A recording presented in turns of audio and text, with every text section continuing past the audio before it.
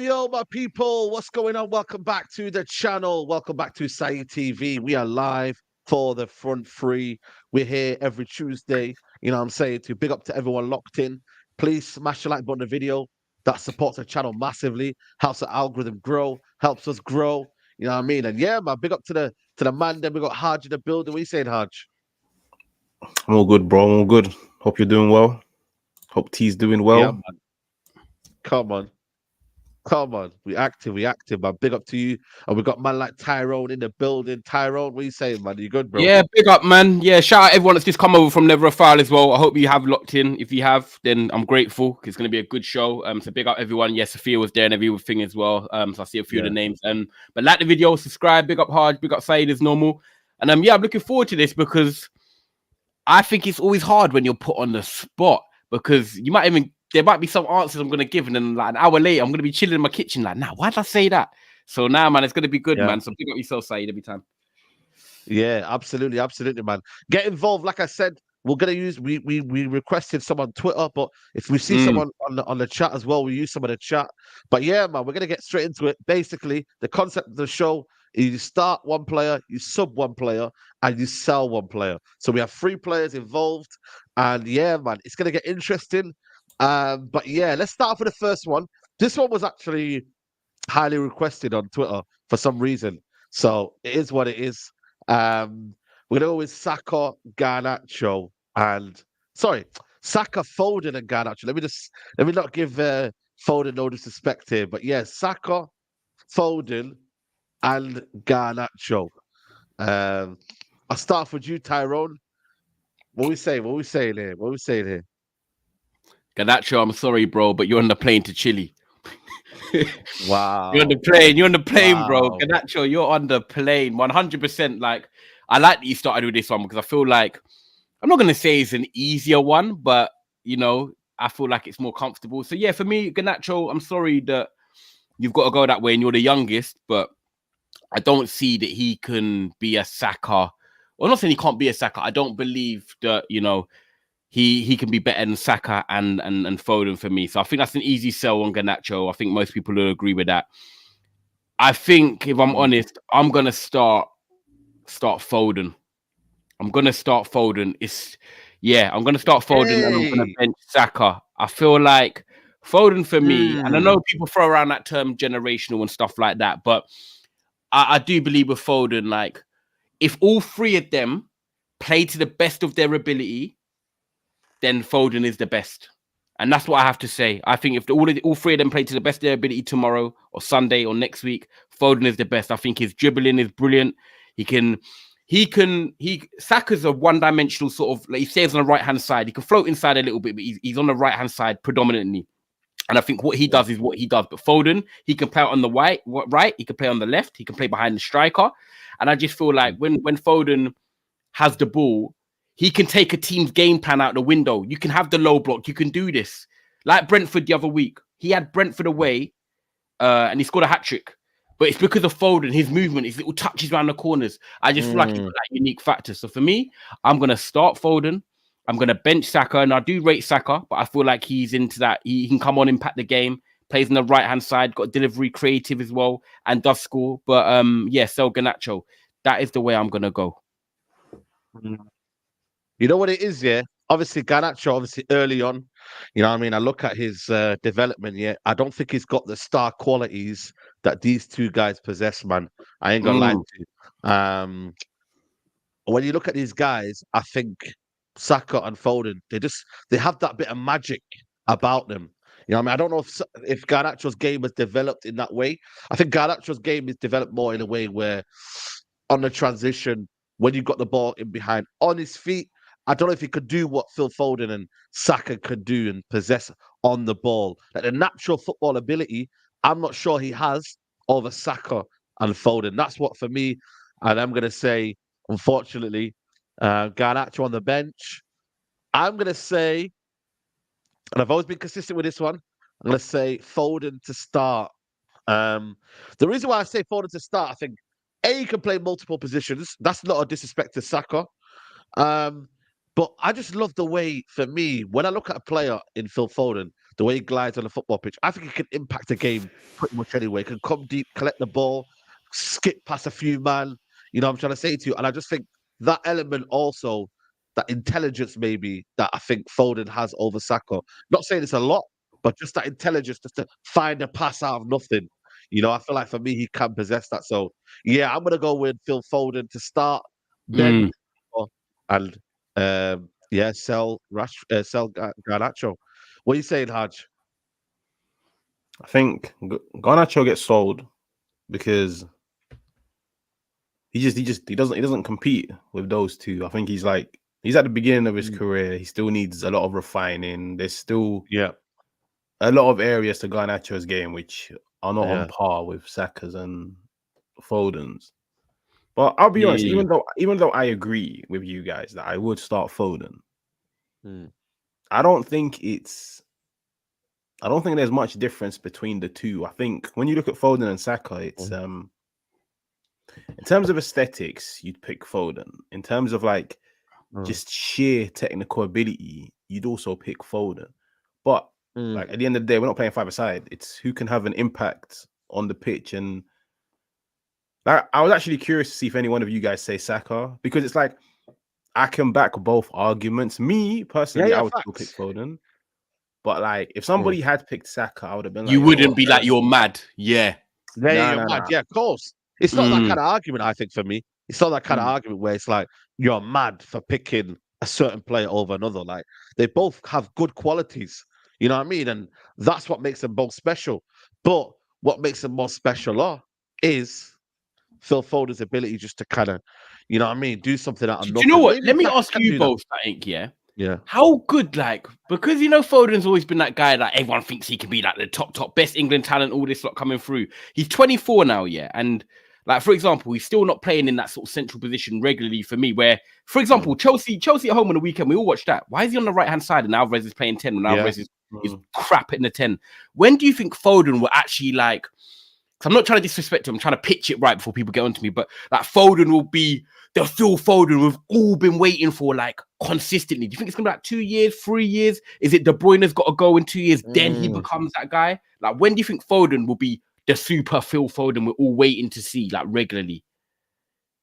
I think that's more of a question. Do you know what I mean? Because we're all waiting for it. We know it's there. It might never happen. That's the thing, because it's That'd be mad, you know. I think it's because like when you look at City, like the player that plays in in those central areas, usually the player that has like the most freedom, the most license to just play their game, be that maverick, like try things out of the box, like an unorthodox type of player in it. And I think at the moment that's KDB's role.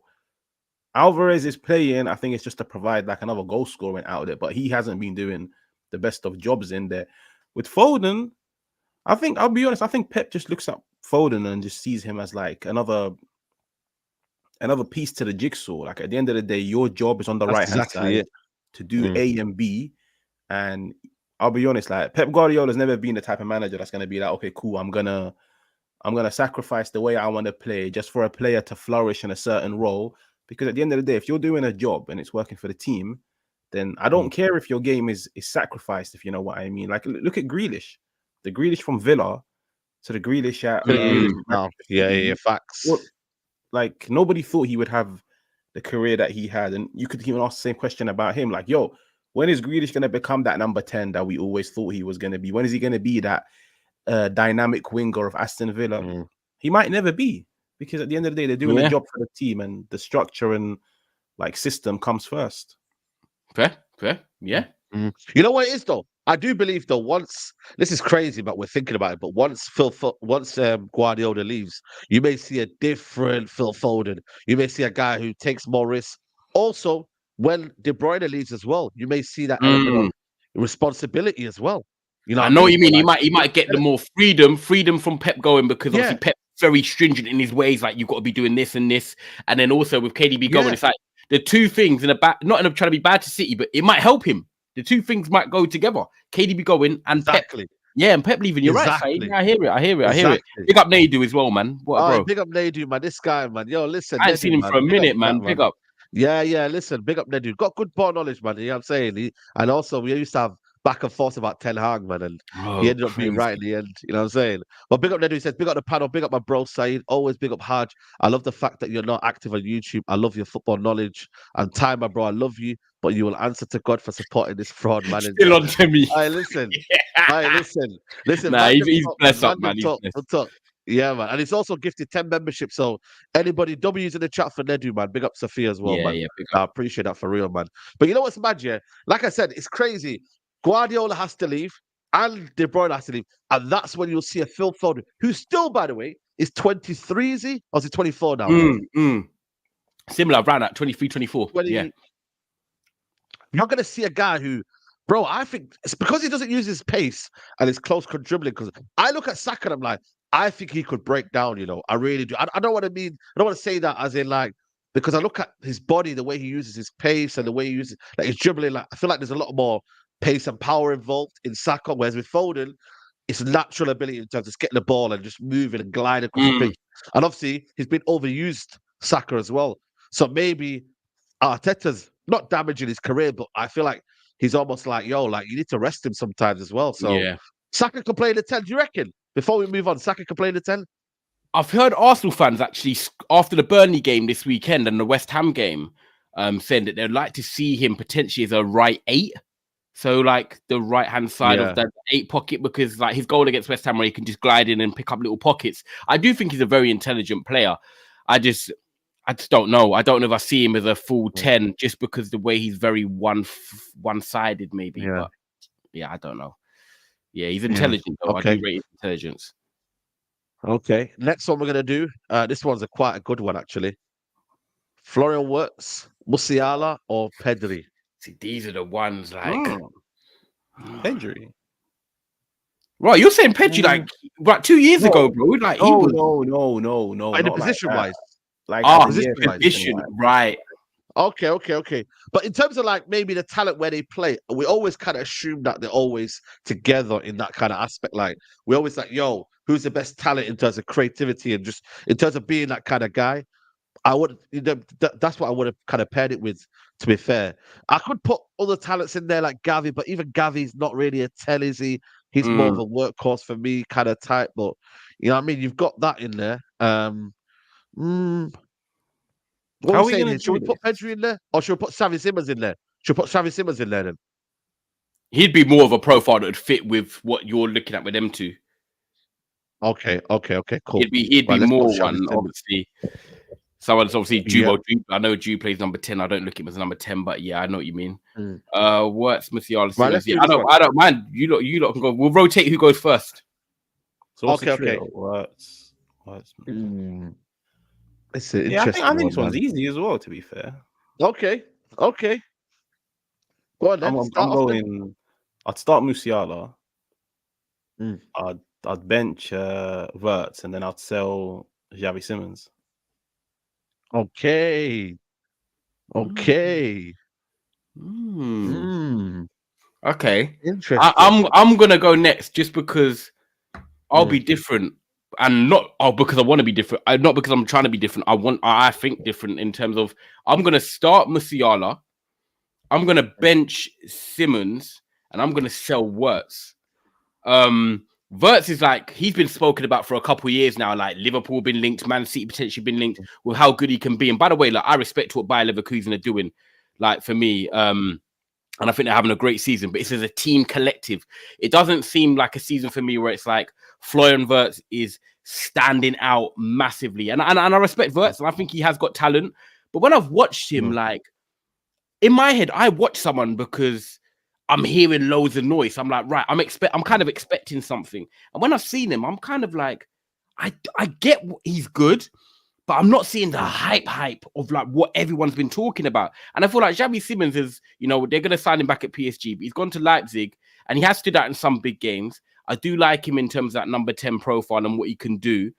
And then Musiala, for me, I feel like he's got a bit more of the more complete package where he's just got that little bit of that X factor with the dribbling, the shooting.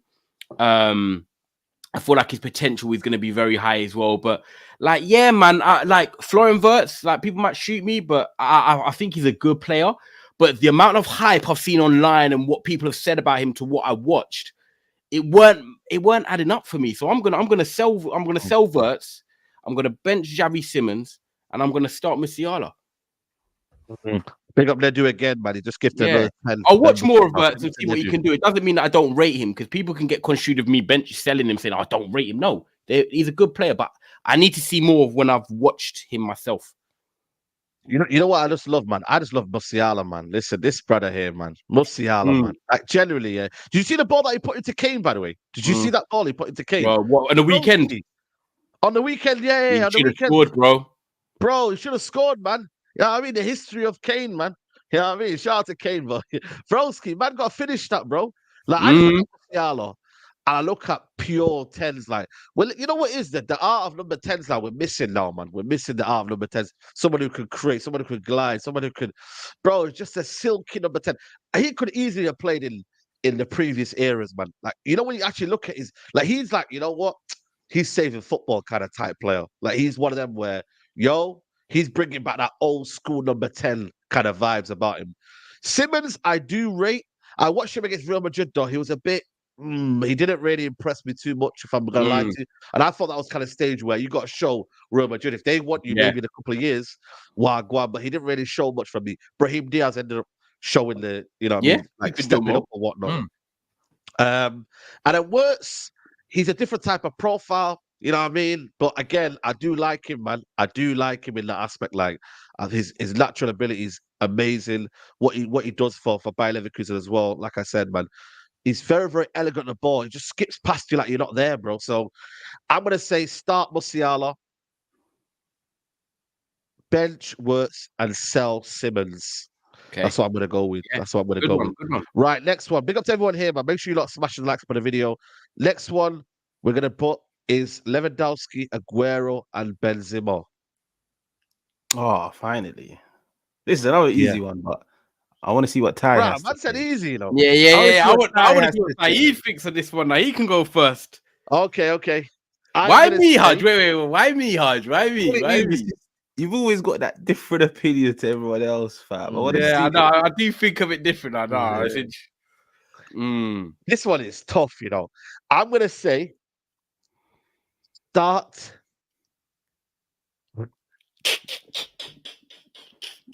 Start thinking Benzema. About the comments coming through him. I know it. No. Start Benzema. Bench Only one right answer. Bench. Only one right answer. Bench. Oh, I don't know what Haji's thinking. Lewandowski. Whoo! Okay. Start Aguero. Yeah.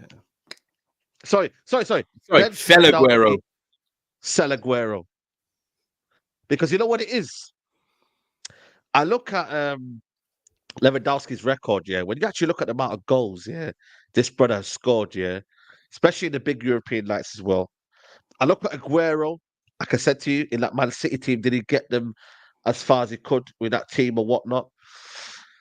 Benzema, for me, when I look at Benzema, yeah, and I look at knockout competitions, this guy was clutch in knockout competitions. For me, he's there. When I look at overall play, in terms of facilitating, in terms of letting people in terms of, you know, making a team better, like, I just look at all-round number 9, yeah, and I think Benzema gives me all-round number 9. Lewandowski, I look at, for me, his overall play, I think one of the most lethal finishes we've seen in the last 10 years. It's very, very difficult, this. And then Aguero, I like Aguero, you know. I put Aguero highly in the Premier League. But because I look at this caliber here, I've got to probably sell Aguero, man. And that is tough for me. Can I ask you something, Saeed? Can I ask you before Hard goes, yeah? If Aguero had won the Champions League with City, would you be thinking differently? Yeah, definitely. 100%. So what? If Aguero had a Champions League, would you have swapped him and Lewandowski, or would it not affect your answer? Yeah, definitely would affect my answer. Okay, interesting. Yeah. Where you going with, Hodge? Start bench Aguero. Yeah. So why are you say different? Yeah, why are you different on it? I big up me now. I'll be real in it. You see, like Lewandowski in it. Like I respect his career. I respect what he's done, but I'll be real, man. Don't respect the league. Like, I'm not even trying. I don't respect that the German league in the slightest. Like, I'm seeing Prem rejects go there and score goals for fun. And let's be real. Let's call a spade, innit? Okay, we sit down and watch the German league. High line versus like, bro. It's every striker's dream league to play in. You can score goals for fun, but Aguero, fam, like, I think, do you know what it is? I feel like when you look at Manchester City, yeah, like, I like to say like system tax, where it's like people just look at it and think anyone in that team can flourish, anyone in that team can score. Bro, Aguero, fam, when Aguero came from Atletico Madrid, he made a mockery of this league. He literally made a mockery. Like, what? That's true. 6 seasons on the trot, putting 20 plus. Like, he scored goals for one. He contributed to every piece of silverware that they ever won. And fair enough. Why are you forgetting that season, though, Haj? That season, that Ballon d'Or, Lewandowski should have won the Ballon d'Or. He won the Champions League that season. I think he won as well. Did he win the league with Dortmund? He was at Bayern at the time. Bayern. No. But I mean, did he win the league? No. Did he win the league when he was at Dortmund? Yeah, he did with Klopp. He did win it with Klopp. Twice, I think he won it with Klopp, I believe. But yeah, Lewandowski, top. Is he still not the highest goal scorer in terms of a single season in the German league? That year he should have won the Ballon d'Or. Yeah, he is at the moment. You know, Aguero. Have we spoke about Aguero in that kind of aspect of Ballon d'Or candidate? You know what I'm saying to you? So I feel like Aguero was just missing that CL. That's why I asked you that question, Saeed, because for me, when I watch Aguero, like, he's in the Premier League, he's one of the best that I've seen do it in the Premier League in the last 10 years, if you know what I mean, 10 to 12 years. The way he was agile, he could turn the near post finishes, consistent, like Harsh said, in terms of the 20 goal season. And Lewandowski, do you know what is funny? I've never quite been the biggest fan, and I'm actually with Harsh in terms of, I'm gonna start Benzema, I'm gonna bench Aguero, and I'm gonna sell Lewandowski. I respect Lewandowski in terms of what he's done in the Bundesliga, and I hear it. And, you know, he's helped guide, you know, Bayern Munich to a Champions League, and then Dortmund getting far as well. But there's just something about him that, like, I've never quite taken to. I respect it. I would love to see if he could do it in the Premier League. But yeah, Lewandowski for me, I think he's a very, very good striker when you want the goals and getting them numbers. But I think just them big moments and the way I like Aguero as a player, it's preference, isn't it? I think that's what it is. This is it, man. Lewandowski's overhated for me, man.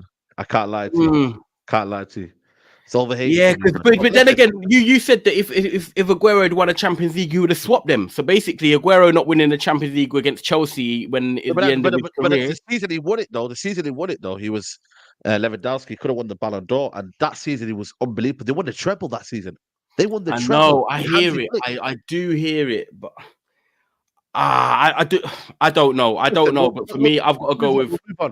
Yeah, it's a good one though. That's gonna cause a good debate.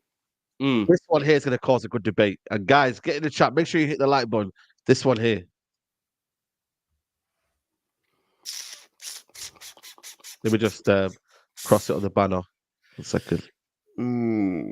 Yeah, Odegaard, Bruno, and Maddison. That's the next one. I tip the drink, guys. Drink. Serious talk now, man. Serious talk. Guys in the chat as well. We want honesty in this one as well. You know what I mean? Honesty, guys. Honesty is the best policy. This one is tight. And the reason it's tight is because the first answer is easy. I'm selling Bruno. I'm selling Bruno. Yeah. I'm selling Bruno. Yeah. You're getting clipped. You're getting clipped. Yeah, I am. I'm sorry, but you are going against Bruno. I'm sorry. I've got to be real with myself. Aesthetically, what I see in a number 10, what I like. Bruno doesn't give me that pure composure, the elegance to even beat a man, can't dribble past a man, retaining the ball, smooth, collected. The others do, man. I'm sorry. I've got to sell Bruno, and it doesn't mean I think Bruno's shit, but I think these two are better, and that's what I think. This is the hardest one, starting one or the other. I'm going to bench Maddison, and I'm going to start Odegaard. It's so tight.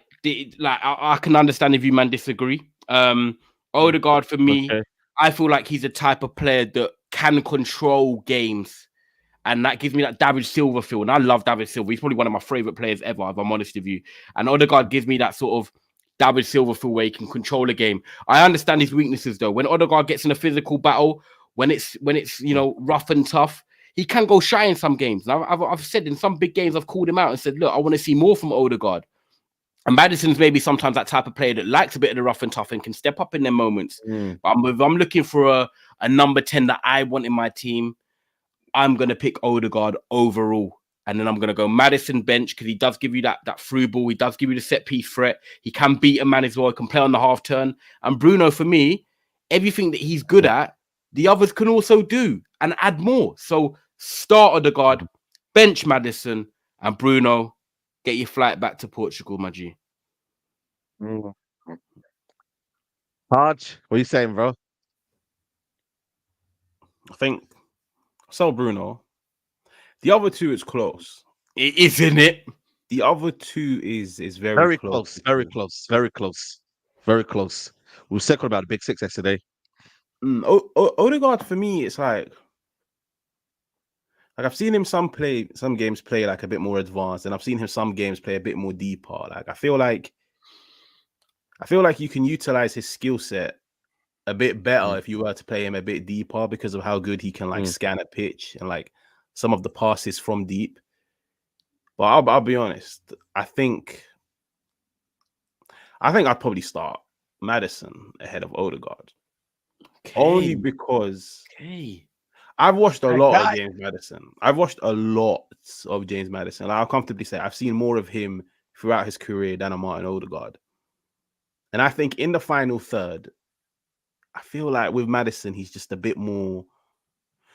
Odegaard for me is too risk averse sometimes, where I look at him and think sometimes like, bro, you can try that killer pass, but you just don't do it. Now, fair enough. Maybe like Arsenal's entire system, like ball retention comes first. They don't want players to be too high risk and this and that. Fair enough. But it's like with Maddison, especially what Maddison done at Leicester, that was a guy in a team where he was like single-handedly responsible for creating for that team, for the Vardys, the Barnes, the Pats and Dakas. And even though, like, fair enough, they got relegated, but for seasons, he literally put them on his back and just created chance after chance after chance for them. And I think Maddison's got a better killer pass than Odegaard. People might disagree because Odegaard doesn't attempt it as much. But I think in the final third, if I had to pick one person to like slide a striker in, I would definitely pick Maddison because I feel like his weight, timing, and accuracy is a bit more consistent than an I Odegaard. feel like when Odegaard does it though, and it comes off, it's so precise. Saka like goal. it's nice. The Saka goal the other weekend. Saka goal. Yeah, do you know what I mean? Like Odegaard doesn't maybe do weight. it enough, but when he does, they are very. I think he's very effective with it. So I think Maddison tries it more, so we've seen Maddison do it more. So that's why it's easier to like think of it. But when Odegaard does do them little reverse passes and slide-ins, they cook. Maddison's been quiet, by the way, since he's come back. By the way, from injury, I'm going to call it out. Since Maddison's come back from injury, and we're talking about nearly a month ago now, when they played Man City, he came back. He's been quiet, bro. He has been quiet. I've watched every game. I've watched every game of Maddison since he's got the injury. On under the radar side, no one's talking on it. Yeah. They want to get in that top 4, and they're slipping up, but they're not talking about their most creative player. Let me leave that one for you. Interesting. Big up to Ledoux says, I will not only sell Bruno, but I will break his legs. Break his legs. He never kicks a ball again, bro. That's wild. I'll start Maddison and bench Odegaard. You know what I would do, yeah? I would sell, obviously, Bruno Fernandes. I think he's overrated by a lot of the fan base.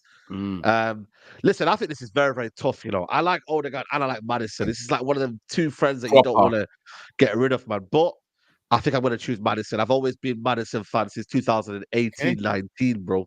When he was at Norwich, when he came through to Leicester, when he had, you know when I first seen him, when I was like, yo, who's this player?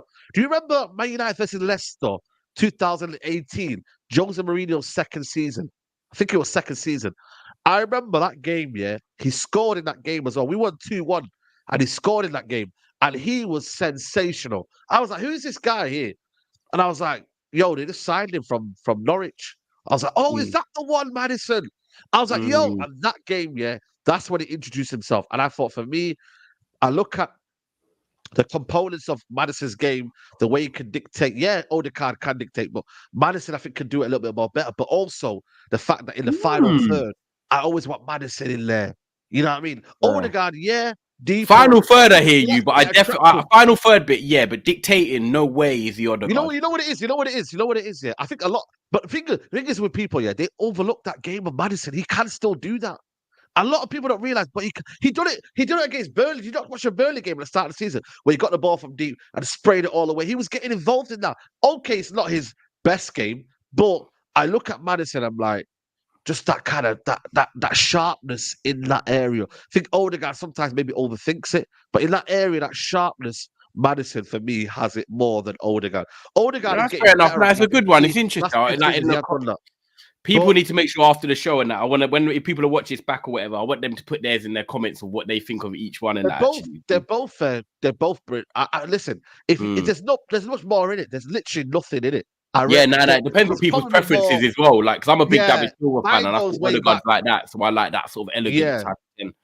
Yeah, exactly. So maybe it stems from that. So yeah, man. Listen, we've done that one. This one's a tough one. Very, very tough one. This is going back to wingers in the Premier League in the era of wingers, yeah. Hazard, Salah, Ronaldo. I think that's easy, you know. Is it? Yeah, I think I'm starting. People might shoot me. I'm starting Ronaldo because of what he's done in his career, and you know, at Man United helping us, you know, win the Premier League. Do you know what? I actually really rate Eden Hazard though. I think in terms of natural ability, Eden Hazard is different level. But I've got to respect if he's one of the best players ever. That's Cristiano Ronaldo. It's simple. It's simple like that, really. So for me, I'm gonna go with Ronaldo, Eden Hazard, and then Salah. Yeah, I think that's what I'll do. Eden Hazard definitely on the bench because I actually think Eden Hazard is sensational. I think he could have done a bit more of his career or maybe moved from Chelsea a bit earlier, but he didn't. So yeah, CR7 start, Hazard bench, sell Salah. Definitely. Yeah, I agree with that one. Shout out Mo Salah though. Yeah. I'll be real. Mo Salah. Mo Salah. Do we disrespect Mo Salah though? Do you reckon we're disrespecting Mo Salah in that aspect, or is it just a case of because when you look at his body of work here, Hazard had a good. Did Hazard have a good peak but we're not looking at maybe Salah's longevity in terms of he's still scoring goals now. Does that because longevity, like look like Ryan Giggs. Ryan Giggs' longevity, I feel like people just they overlook it, man. They're like, yeah, but he played for 20 years, and bro, he's still the most highest assist in the Premier League right now. Till this date, nobody has got more assists in the Premier League than Ryan Giggs. I think nobody. Do you know what it is? The harsh truth is, and the thing is, a lot of people will not admit this in it. Yeah? The only reason why Mo Salah will always fall second to Hazard is aesthetics. I'll be honest. Like I will happily own up to it. Yeah, I would rather watch a Hazard comp than a Mo Salah comp. Yeah, it's not because like fair enough. In both of those comps, you're going to see goals being scored. You're going to be chances being created. You're going to see both of them dribbling in and out of players. But it's just with Hazard, it just hits differently. Yeah, and it's like with Salah, I think people will probably look at him a bit more differently. If you see the Mo Salah now, the one that's like downloaded this like playmaker perk, where it's like you're seeing the outside foot passes, like you're seeing him become like a wide creator. Let's be real. Like when he first came to Liverpool, their entire system with like the wingers tucking in and then the fullbacks occupy the flanks, like that whole inside forward gimmick with the false nine. He was in the team to put the ball into the back of the net. And I feel like, me looking back on it now, I feel like maybe it did take something out of his game, which now he's beginning to show, because now they've got the focal point in Darwin. He has to become that creator from out wide. And maybe if Salah, as soon as he came to the Prem, showed that, people might have looked at him differently. Yeah, but at the same time, it would have definitely reduced his output in terms of goals. But no. Mo Salah is a baller. I swear to God. Like, I'm only putting Hazard because Hazard for me is like literally one of my top 5 favorite ever Premier League players. Yeah, I think. Do you know what it is? I think Salah is disrespected in terms of what he looks like on the eye, like Hard is saying. But I think when you look at Ronaldo and Hazard, I just think they're two more natural wingers that people like to see on the eye. But in terms of general football, I think Salah's one of them guys that like people probably won't respect him too much until he's gone, because he is consistent with his numbers. He's consistent with his output. He likes to deliver in big games as well. Like I've got to respect Salah for what he's done with his career, because he has been he's a Liverpool legend for me. Of course he is. I think he's right up there with the very best. But I just think Hazard's peak in terms of, you said right, Salah's going to be on the pitch and Hazard's going to be on the pitch, and they're both playing at their best ability. Hazard for me would be the better player on the pitch. And I think overall, yeah, I've got to go with that. But stats, yeah, of course, like David said in the chat, obviously Salah's clear on that to many players. Yeah. Big up Nedu again, man. Nah, love for that, bro. He said, I picked Madders due to bias, though. I picked him due to ability to play as both as a pressing 8 and a dictating 10. Not many players can do that in the league, and he also can play as a winger too. As for the next one, sell Salah, bench Ronaldo, and play Hazard. Hey, that's mad. Lady, I thought more people would say play Hazard. You know, I thought more people were going to say play Hazard for some reason. Broski, that's. Oh yeah, I can't lie to you, man. That's a sticky one. Because you know what it is with me, with Hazard though. I feel like for me, I would always pick Hazard over Salah. Again, just to maybe the football ability, man. Just to make me, he excites me more, man. Like Hazard excites me. Feels natural, a bit more that street baller side in him. Yeah. But maybe natural ability tax, man. That's what we do now, man. You know what I mean? We're too excited about that. But yeah, like I said, Ronaldo, sell Salah, and then. So how many have we done so far? We've done about 6 or 7 now. I thought 5. No, yeah, actually more than that. 5. Oh, is it more? I thought we done 5. I think we done. So we did the Garnacho one. We did the WIRTZ one. Yeah, WIRTZ one. Sorry, we've done this one here. That's 3. Lewandowski 4.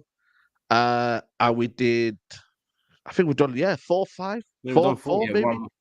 Four. So there's only been 2 that we've actually all agreed on, and the rest we haven't. So yeah, okay, interesting. Yeah, cool. Yeah, this one here is a bit of a throwback. It's a bit of a one here. ZANETTI, LAHM, or Danny Alves. Yeah, this is a throwback. Raw. It's a throwback. I wanted to put a bit of nostalgia in. Yeah, I like it. I like it. Yeah. Getting different parts of my brain working. I've got to think about this one a bit still. This one here is very like. Should I start this one? Mm, I'll start this one. The greatest ever fullback I've seen in modern day history is Dani Alves. I don't care what anybody says. Dani Alves, for me, when you look at attacking wise, the modern day. I know Cafu was up there in terms of up and down, but a guy who had skill as well. You know what I mean? Assists to his game, free kicks, just pure natural football ability as well. Like, yeah, man, I would put Dani Alves in there as for me. Start. I'm gonna go. See, I can't lie, yeah. Maybe this is me showing my age, but I've seen the later parts of. To be fair, Zanetti played until 2010. So really and truly, is it really late part of his career? But I'm not gonna lie to you. I'm gonna go for Philip Lahm. You know, I think he was massively underrated. You know, so I'm gonna sub Philip Lahm. When you look at again, another fullback could go up and down, play the central midfield as well. And yeah, man, I like the way he was so intelligent, man. You don't see intelligent footballers like that nowadays, man. That are just so intelligent. Left foot, right foot as well. Can play left back as well. To be fair, Zanetti could do that as well. Yeah. So yeah, I'm gonna go with that one, man. I'm gonna go with Dani Alves to start, sub Lahm, and sell Zanetti. And that, like I said to you, again, all of them as good as each other, man. Like for other reasons. That's why it's so, yeah, man. Big up to Steven, he says this was proper. Big up to Nedu says, y'all forgot Hazard carried that Chelsea team at times, playing through injuries. Ronaldo was carried by discipline of all the teams he played for. Yeah. Yeah. True. Sell Zanetti, bench Alves, start Lahm. Okay. I'll go with you, Hardman. What are you saying? I'd start Alves. I think you know what it was with him is like when he popped onto the scene, that was like the beginning of like attacking fullbacks. Like especially when you look at like him at Barca and like Marcelo at Madrid, like when you saw the way they played the game, it was like 75-80% attacking, maybe 20% defending. And these guys were literally chipping in with the goals, the assists, the playmaking. Like they were players that you put a lot of respect on for how they affected games. And I think with Dani Alves, like he done it like no better than anyone else because it's like he had it all. He had the strikes from distance. He had the playmaking in the first, second, third phase. He had the dribbling in tight areas. Like he was literally a player that I feel like in that Barcelona team, you could have put him anywhere, right back, left back, anywhere, and he would have flourished. Yeah. And yeah, man, I'll be real. Like, I think, especially what he done, bearing in mind that he's a fullback, it has to be respected. So I've got him number one. Number two, I got Lahm. And I feel like for me, Lahm just stands out the most when it comes to like sheer intelligence. Like the fact that he was a right back. He's also done shifts at left back. But most importantly, like a Pep Guardiola walks in and straight away looks at him and says, listen, you're going to be that pivot. You're going to be that orchestrator from deep. You're going to be the guy that pulls the strings for me. Like, I have to respect that. With Zanetti, I like Zanetti. I'll be honest. I think if we were to look at all three of them and think who's the best defender at heart, I would probably pick Zanetti out of all three of them. Like, I think he was one man you could not get the beating of. And he's another one that showed a versatile side to his game. He played on right back, left back. He even sometimes played as a single pivot. But with Zanetti, I'll be honest, like he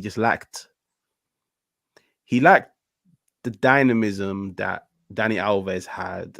And I just feel like he just didn't have as broad of a skill set as a Philip Lahm. And I'm not trying to say his skill set is limited. It's just, it doesn't compare to Philip Lahm. So yeah, I'll start Alves, bench Lahm, and then sell Zanetti. Yeah. You got some time there, but we gave you a bit of time there. Yeah, real talk. I'm just letting you not talk. I knew I was sitting there thinking the whole time. Do you know what? It's mad, because the way I first thought of this was attacking fullback Alves, defending Zanetti, and the most overall rounded is Philip Lahm. So I was like, where do I go with this? Because I feel like with Philip Lahm, what Hardy's last point was going to be one of my selling points is the fact that Pep came in and said, yo, you're going to be the first of sort of the inverted defenders to come in and play in that sort of central role and be the link. And I feel like that is now transcended football, because this is what now people are doing to this day still now. We've got Trent potentially doing it at Liverpool. You know, you've had Cancelo go into Man City and do the same thing. And these have been part of teams, right, that have won trebles, that have won Champions Leagues, that have won World Cups. Now, Danny Alves never won a World Cup. Philipp Lahm did. Philipp Lahm was, I think, captain of even the team there, or, you know, Schweinsteiger might have been. But for me, I think Philipp Lahm, if I want to go for overall and rounded, I'm going to start Philipp Lahm. And the reason I'm going to start Philipp Lahm is because I can get an attacking left-hand sided player. I can go and get a Marcelo to do, you know, what Danny Alves done, but literally on the other side. But for me, with Philipp Lahm, how many people can you get to do what Philipp Lahm does? The intelligence, never getting a red card, left foot, right foot, comfortable. I think he's underrated, man, just because he didn't have the most attacking output. So for me, I'm going to start Philipp Lahm. I'm going to bench Danny Alves, and I'm going to sell Zanetti. But yeah, that is what it is. I'm looking for the most complete, most rounded, and that is Philipp Lahm. Zanetti for defending, Danny Alves for attacking output, but I can get someone else to do that on the left-hand side. I think Philipp Lahm, the way he inverted and, you know, he started that trend, and it's still going on to this day. Real bad boy, real respectable player, man. And also the availability. I can't think of a time where I heard Philipp Lahm is out for 10 months because he done this. That guy was solid as a rock. So yeah, man. Big up Philipp Lahm. I hope you're living a peaceful life, my G. Yeah, absolutely, absolutely. Next one is a sticky one as well. Paul Scholes, XAVI, and MODRIC. Hey, flipping neck. Paul Scholes. This one's a crazy one. This one's a crazy one, I can't lie. And MODRIC. You're gonna have to remove that Man United bias, fam. Oh, by the way, big up to Ned who says Ty beat me to it. Pep big up fullbacks with Lahm's ability. And people forget Lahm was the first inverted fullback. That's actually true, you know, as well. Again, another thing that he created in that aspect. You know what I mean, that people don't realize. Yo, this is the toughest one, you know. Do you know, by the way, my favorite all-time player for Man United is Paul Scholes, by the way. Yeah, real talk. He's right up there. But I have to be objective as well, man. I can't just, you know what I mean, bro? Because we're talking about greats as well. Yeah, what did Zidane say again? Okay.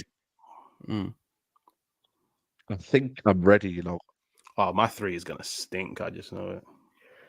Bro, this is the hardest one. I can't lie. There's no right answer in it. Fuck it. Like, sorry about my language. There's no right answer. You know what? I'm not gonna lie to you. I'm gonna put the only midfielder I'm gonna put ahead of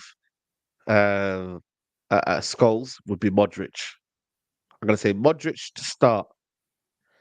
Bench Paul Scholes and sell XAVI. Give us the dialogue. Give us the breakdown. Listen, when I look at Modric's longevity and ability to still play at this age as well, for me, is crazy and insane. For him to still impact Champions League finals at the age he was going at, I think people disrespect Modric in terms of ball carrying ability, amazing, passing range, unbelievable, left foot, right foot. I just look at his overall kind of football ability. I think, you know what?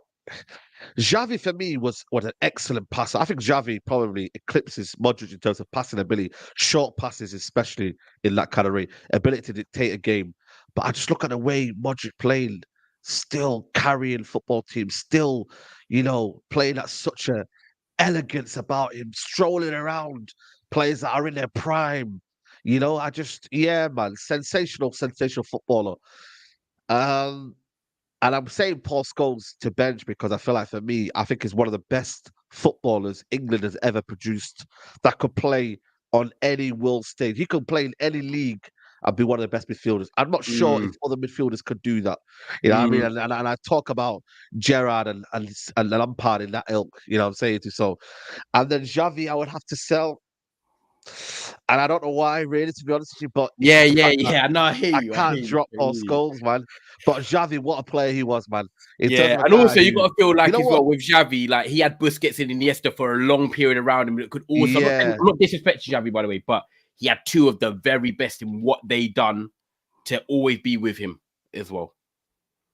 Yeah, This is this is mad. Now you know what it is. I listen. Like, I had to say it because I was like, who can I only put ahead of Scholes? Yeah, I was like, yo, it has to be. Nah, I hear you. Man said here, Paul Scholes is rubbish. Don't ever compare him to much. This is what I'm saying. This is what I don't get, bro. But other players respected him. What's the name? What's the name? What's the name on that comment? What was it? Who put that comment? What's the name? Fly. Yeah, fly away from here. Fly away. Fly away, man. Fly away. Fly away, man. Fly away. Yo, this is. All right, Ty, shotgun third, fam. So you can go next. Yeah.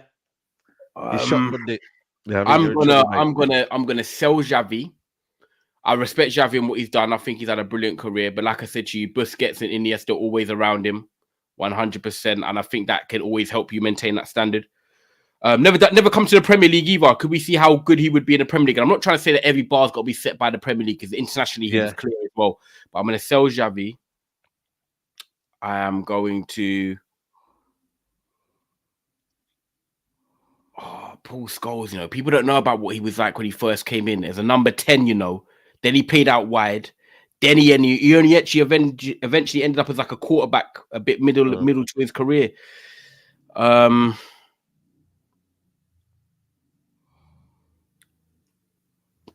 Modric as well, you know. Oh my God! Remove that United bias, fam. Yeah. Nah, trust me, you got to remove it. You got to remove it. Yeah, I'm gonna bench Paul Scholes. I'm gonna start Modric. That's hard. I'm gonna bench Paul Scholes. I love Paul Scholes. Like Sai said, keeping it short and swift. You know, passing range was exemplary. You know, coming back and then beating City in that FA Cup, brilliant. But Modric, I feel like I think he's Croatian. It goes under the radar that he don't play for a massive nation as well. Went to Real Madrid, considered the worst signing ever. And the way he's turned himself around and Real Madrid have won multiple Champions Leagues, by the way. And he's been so key in that Chelsea game where the assists in the killer moments, killer games. I think Modric can do it all as well. Contributing the final third, ball carrying, like you said, dribbling, passing, intelligence. Yeah, as an all-round player, I think Modric is actually probably, you know, an underrated GOAT, man. So yeah, I'm gonna sell Xavi, bench Scholes, and start Modric. Right. Hard, man. Okay. Yeah, I can't lie. My one's a bit different to you, man. Still. Okay. Start Modric. Yeah, I just think he's amazing. Like, as in, like the versatility, like the broad skill set, the fact that he can do it, like whichever position you put him on the pitch, he will do it, and he will do it to a very high level. But like with Modric, everyone knows Modric, innit? Modric for me, I would start. Funnily enough, I love Paul Scholes. I swear to God, like everything about him from you're selling him. Yeah, from beginning more advanced, and he used to score goals for fun. Yes. Then dropping a bit deeper, being that dynamic, covering both ends, and then as he got older, just becoming this deep lying playmaker. Bearing in mind he was never ever really gifted physically, so he had to rely mainly on his intelligence. Yeah, the fact that he mastered that role, playing in a period where the Premier League was becoming very end to end, it speaks volumes on his positioning, his intelligence, his reading of the game. But fam, I'll be real, you man have put some crazy disrespect on Xavi's name. I'm challenging you. Right. So if Xavi came to the Premier League and played in that Manchester United team like Scholes did, do I think Xavi 100% can do what Scholes done in that Man United shirt? I don't. Okay, you think he can? Because if you put Scholes in that Barcelona team, he is 100% capable of doing what Xavi done for me as well. Yeah, no. I think he is. Don't know about that one. I'll be real. You know what it is? I think. Yeah. For me, Xavi is like of course we're all different ages, innit? And I'm not gonna apply like GA or like system tax or any of this or any of that. If I'm looking at just the footballer alone, I'll be real. Like, for me, Xavi is the best dictator to play the game. He is the best dictator to play the game. And the thing is, I feel like sometimes those profiles get disrespected because you watch them and they're not the most eye-catchy. Like what they're doing, just pulling strings from deep, it's not the most eye-catchy. And the thing is, Xavi throughout his entire career was never ever a guy that chipped in with goals or like a shit ton of assists, but I can guarantee you, man, them scored because of XAVI. Man, them assisted because of XAVI. Yeah, and the funny thing is that he done it before Pep's system, and then when Pep's system came into play, he flourished more into it. Yeah, and I know how like start, sub, and sell start. Whoever you sell, people automatically assume you don't rate them or like you think they're trash. Bro, I've already like waxed lyrical over Paul Scholes. I think he is amazing. But when it comes, like if I come out and tell you that XAVI is the best dictator to play the game, in my opinion, there's no way I can sell him because I've seen him before Guardiola. I've seen him after Guardiola. I've seen how Barcelona suffered without him. And I just think everything about him, being a player that's played deep, lacked physicality from the dribbling, the wide range of passing, that composure. Like he's one player I could comfortably tell you was always 10 steps ahead of everyone on the pitch. And yeah, I'm starting Modric, starting Modric, bench XAVI. I hear it. It's a good pitch. It's a good pitch still. Okay. Big up to Ledoux says no tie. Busquets and Iniesta had XAVI. Y'all ain't watch ball. Many games I watched with Iniesta out and XAVI bossed the midfield. He even bossed Scholes too. Yeah, I remember the Champions League final. Was it 2009? Was it? Yeah, the Rome one and then Wembley in 11. Rome, Wembley, as well. So it's peak. Big up to Ledoux again says XAVI is the best midfielder after Zizou, in my opinion. This one here is going to be one that I think everyone will get involved in the chat. That is Rooney, Henry, and Drogba. Okay, I got number one. I think this is very, very easy for me. I can't lie to you. I'm going to start probably the best striker. Yeah, it is easy. It is easy. I can't lie. It's easy. No disrespect to certain players. I think for me, if there's a clutch moments, there isn't a better player in the world than Didier Drogba. But for what they provided in the Premier League and what they facilitate for, their football ability, the goals, consistency, yeah. First of all, the greatest striker I think we've seen in the Premier League is Thierry Henry. So for me, he starts.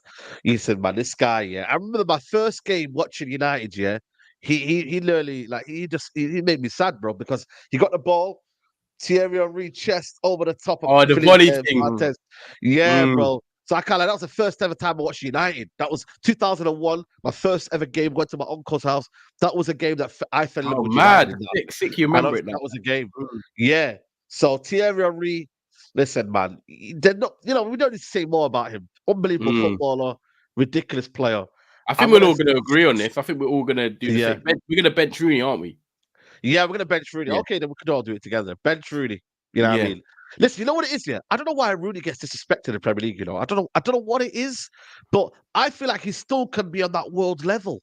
This brother played from 16 years old, then became an unbelievable superstar at 18 at United, and carried on and elevated his career year on year. Yeah, he progressed into a more midfielder when he, latter part of his career. But when you look at peak for peak, bro, the longevity and the consistency to do that at Man United is disrespected. Yeah, like he was Man United's main man basically for like 12 years, alongside when Ronaldo came in and had that spell together.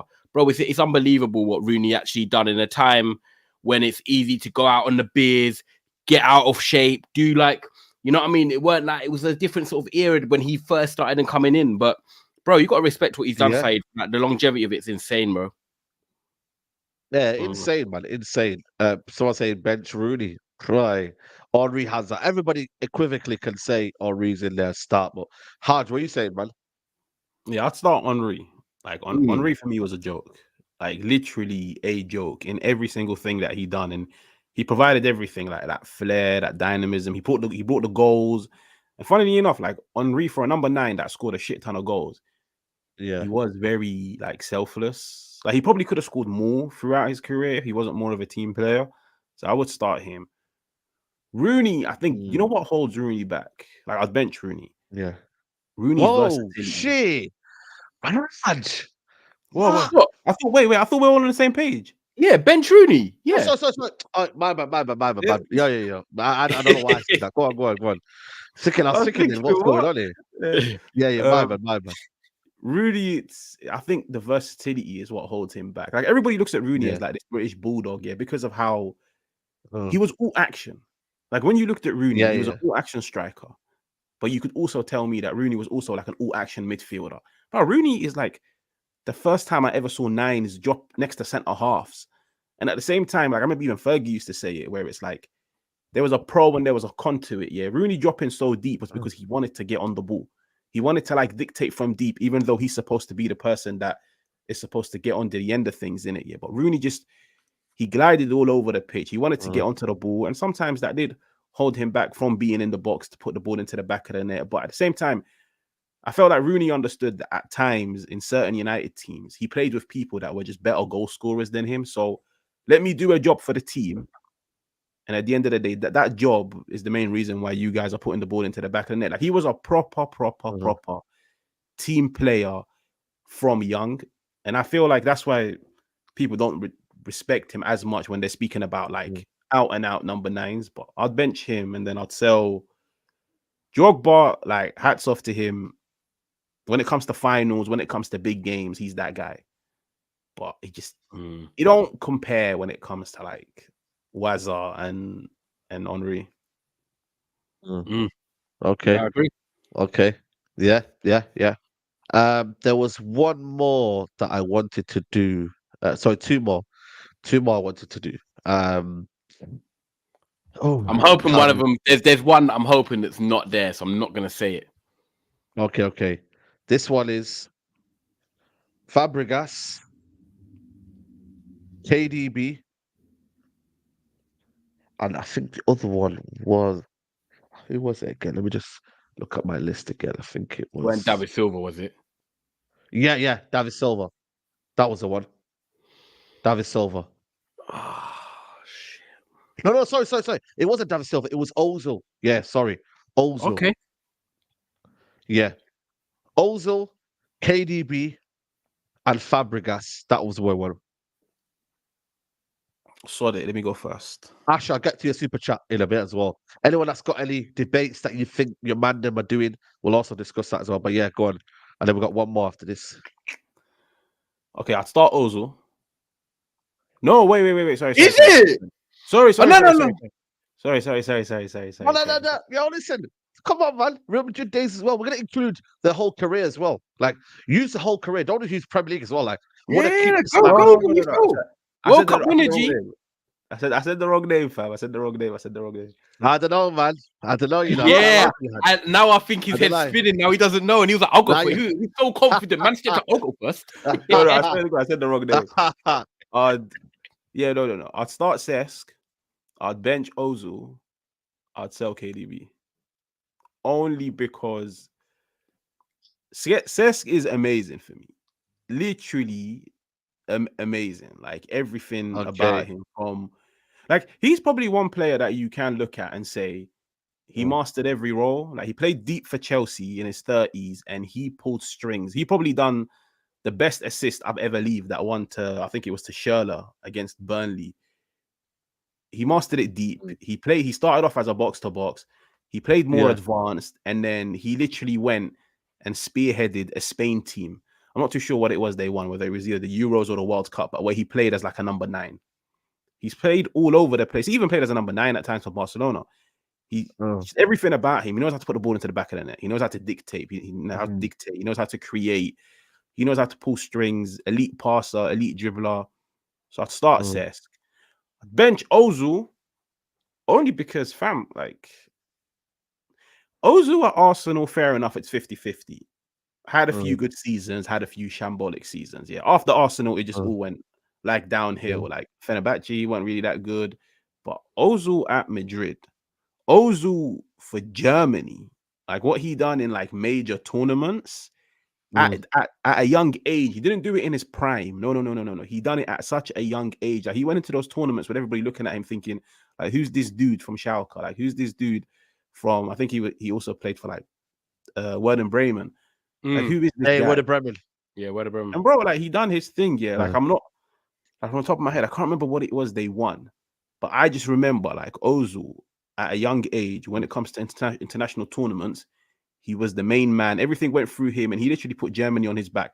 Barca at Real Madrid, sorry, bro, everything about him, from the whole the Ronnie and Ozil relationship. Was he at Madrid, Haj, when Mourinho was at Madrid? Was that the same Yes. season? Yes. Yeah. Okay. Yes.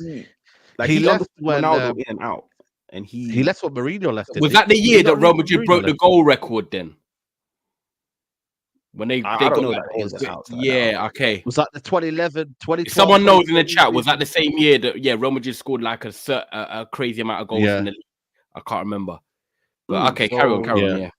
Now, Ozil was special in that sense. Yeah, like I'll be real. Like I can comfortably say, like sometimes Real Madrid fans might look at him and be like, he was one of our biggest mistakes, like letting him go. Yeah, and he was one player that for me showed that maybe he doesn't tick a lot of the boxes when it comes to systems. Like, is he the most? Is he gonna press for you? No, Ozil won't. Is he a workhorse? No. Is he gonna track back? No. But I always looked at Ozil for his career, and I was like, you know what? If I was a manager and I had a player that can do what he can do on the ball for me, I'd be so happy to sacrifice his work rate for it. Like, he's the type of player that I would say, listen, just position yourself correctly, and when you get the ball, that's where you do most of your damage. And I feel like that's how he was throughout his career. It's a shame it didn't end as good as it should have, but what he done, I'd say at the beginning of his career, it deserves flowers. KDB, I love KDB. I'll be real. Like, for me, I have no agenda against him. I think he's an all-action midfielder. Probably will go down as one of the best to play the game. But it's just, when it comes to those two, I feel like they're just a bit more. The best way to describe it is I feel like those two are more efficient on the ball than a KDB. Yeah. Okay. I'm gonna go with it's gonna be tough as well, man. I'm gonna go and start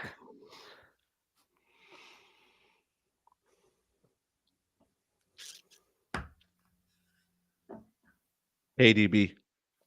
You know what it is with me? The reason why I'm starting with KDB is that he has been, for me, a footballer that at Man City has single-handedly dragged them for the past 4 or 5 years. I look at his overall ability. He's in the conversation for me as one of the all-time Premier League greats in the Premier League. You know, I'm trying to say to you, not that I'm saying Fabregas isn't, but I look at KDB and I look at clutch moments as well. KDB's been there for Man City in title races. And listen, Fabregas doesn't have that because obviously he's not been in a team that's title machine winning. You know, I looked at his teams that he's been in. Yeah, he's been at the Arsenal team when he was younger. But if you look at the teams that he was with, come on, man, the teams weren't that great. But I look at KDB, clutch moments, delivering for his team. He's been there for Manchester City. So I'm going to put KDB as starter. The second one I'm going to go with is I'm going to sub Fabregas. When I look at these players that just make you like fall in love with football and his elegance, he was captain at Arsenal at 21 as well.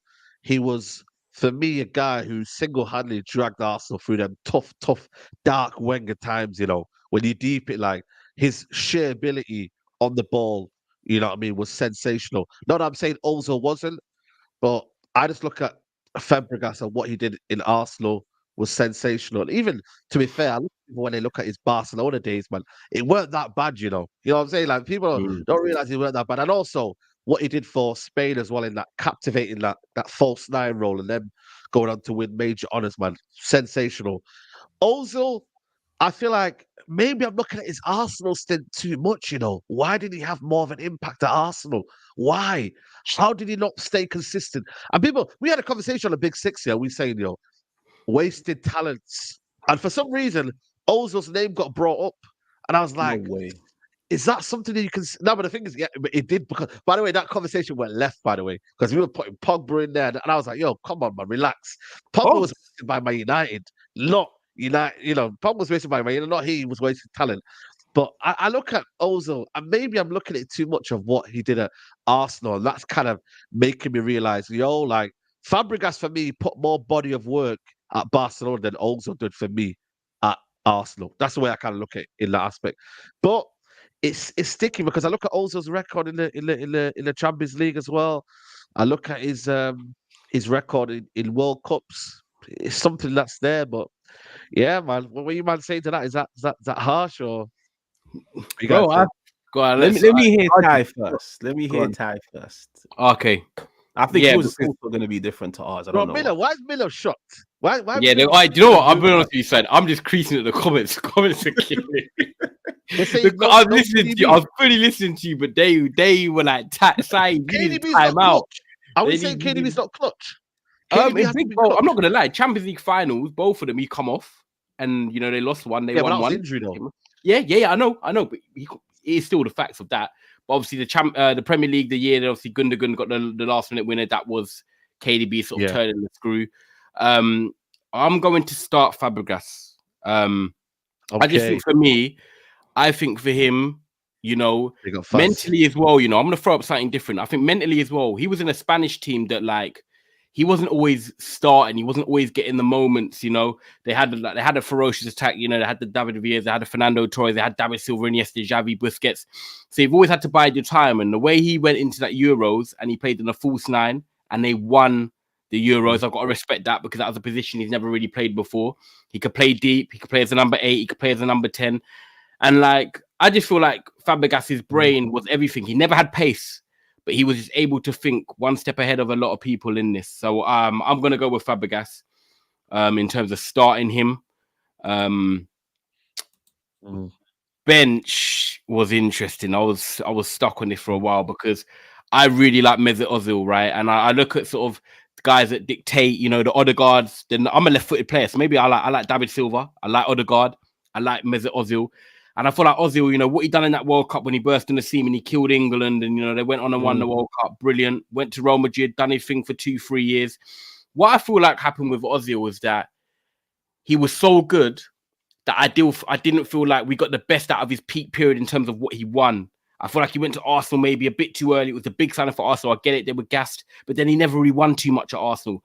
But his career maybe could have been more like longevity in terms of his peak, and he could have won more if he stayed at Real Madrid, but he didn't. And then KDB, look, in the Premier League, he's been Mr. Consistent for years. I've got to go with you on that side. Like he's been there, power merchant, speed and power, ball carrying, drive, energy. But maybe his international career lets him down. Yeah, you know what? Where Ozil has delivered in the international stage. And he's won in the La Liga, by the way, when Messi was there and it was super competitive. Like they sent a Barcelona team that's like, now I'm going to just about bench Ozil and I'm going to sell KDB. So I'm going to start Fabregas, bench Ozil, and I'm going to sell KDB. Yeah. That's what it is. Yeah. I respect KDB and what he's done, but yeah, when it comes to like being the ultimate best and like when Ozzy was cooking, he was cooking, man. He was cooking. Okay. Yeah. Okay. Yeah, good one though. Good one. There's been a few I like. It's been good. No, it's been a good one, man. I hope people are liking the stream though. As much as you lot are pinging off the comment, make sure you're liking the video like that as well. Yeah. Big up to him, man. It's been a good stream. I'm going to read the super chats and then we're going to wrap it up.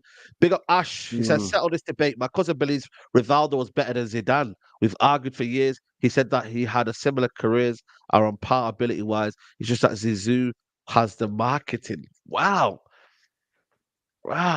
Marketing, first of all, like back in them days, was marketing really a thing in terms of, yeah, he was probably the most expensive signing at the time, but I'm not sure about marketing, but first of all, they're two different positions, so it's difficult to compare in that regard. But I would always say Zizou over Rivaldo anyway. In general, like Zizou had more ability than Rivaldo.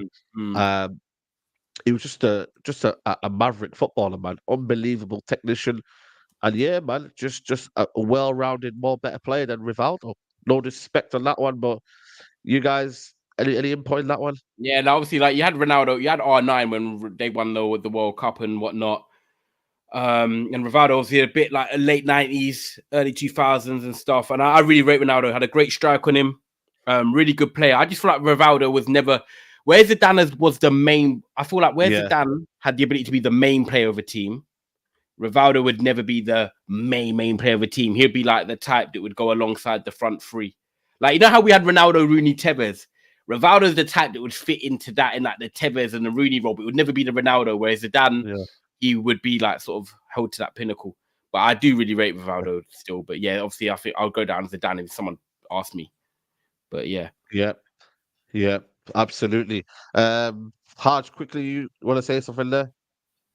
Yeah, I think Zidane is clear, but Rivaldo at Barcelona, he was special. But like Zidane, there's not really many that can compete with him, to be fair.